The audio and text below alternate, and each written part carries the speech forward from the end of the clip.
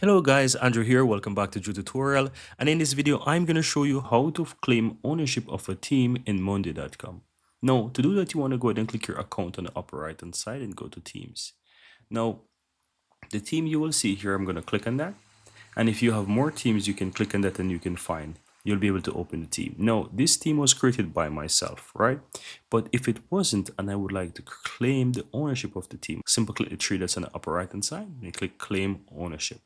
And here you can see it says this will make you the only owner of the team. You'll be able to assign additional team owners afterwards. I'm going to click on claim. And as you can see, I claimed ownership of this team. So if I click the three dots again, it will still say claim ownership, but you can already see that it gives me a notification that I'm already the owner. So the reason why it says I'm already the owner, it's because I created that team. But if I didn't, then I will be able to try to claim ownership of that team. But that's how you do it, guys.